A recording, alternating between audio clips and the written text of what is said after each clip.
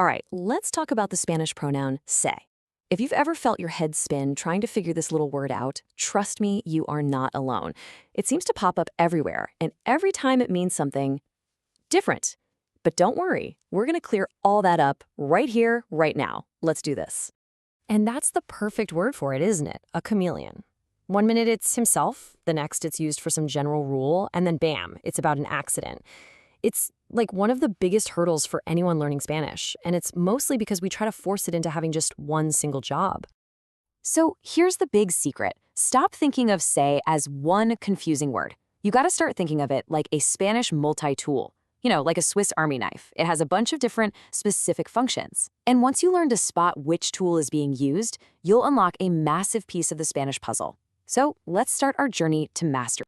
Okay, let's kick things off at level 1. This is the core identity of se. It's all about actions that are connected to the subjects themselves, either something you do to yourself or something a group of people do to each other.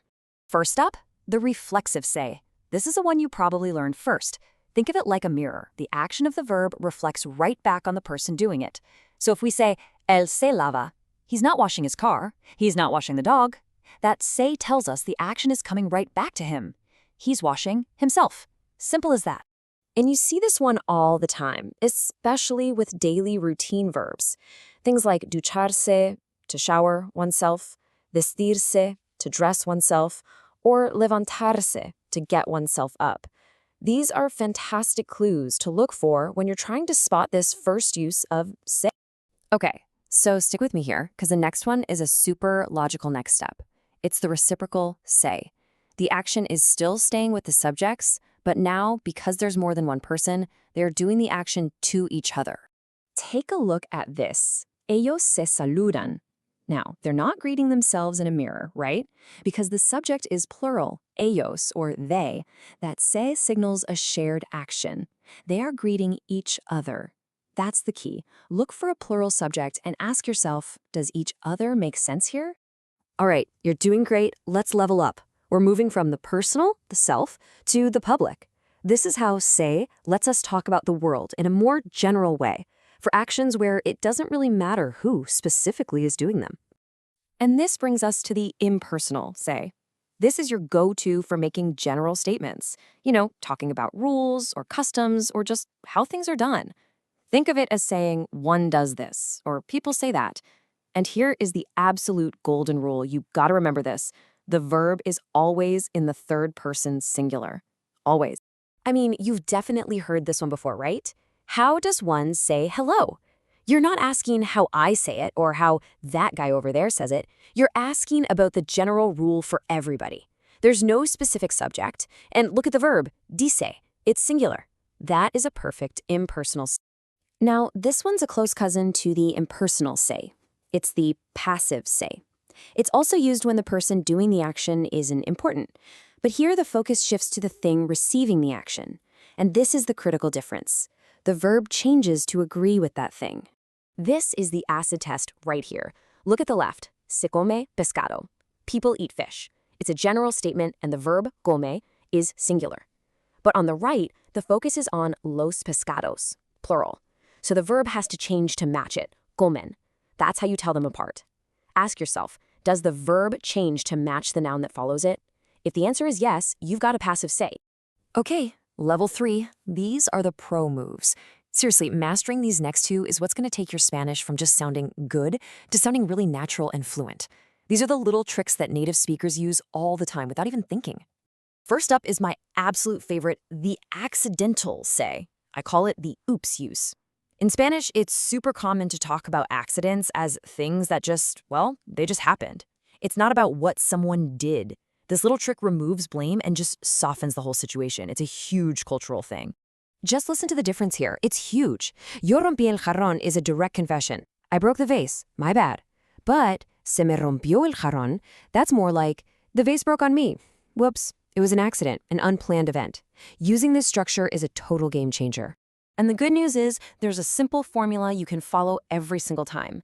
It kicks off with se, then you add a little pronoun like mi, te, or le to show who the accident happened to. Then comes the verb, and that verb agrees with whatever it was that fell or broke or got lost. So, se me olvidaron las llaves, the keys were forgotten on me. So our final use of se isn't really about a new meaning at all. It's just a grammar fix, a little spelling rule. See, Spanish just doesn't like the sound of two L pronouns bumping into each other, like le lo. It's a bit of a tongue twister. So to make it sound smooth, the first pronoun, le or les, automatically morphs into se. You would just never, ever say le lo doy if you mean I give it to him.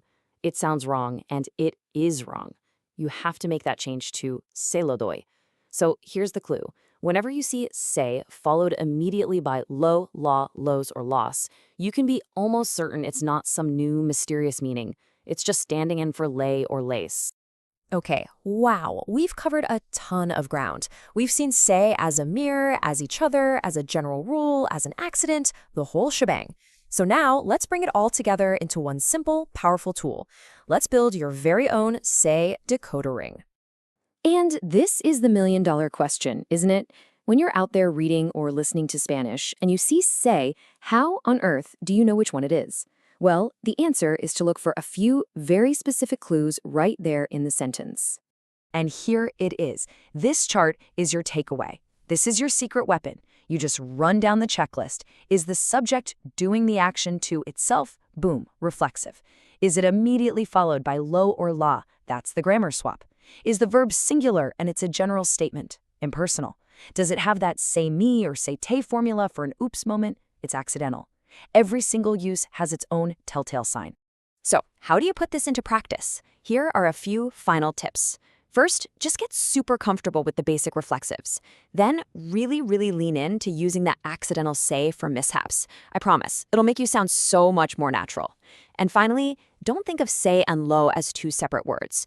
Drill them as a single chunk. Se-lo, se-lo. At the end of the day, se isn't some scary monster hiding in the grammar book. It's just a master of disguise. It wears different costumes for different jobs. And once you stop being intimidated by it and you start looking for the clues, looking for the costume it's wearing, it all starts to make sense. You have the tools now. You have the decoder ring. The next time you see that tiny two-letter word, you're not going to be confused. You're going to be a detective. You'll be ready to spot the clues and know exactly what job it's doing. So what do you say? Are you ready to go out there and recognize the costume?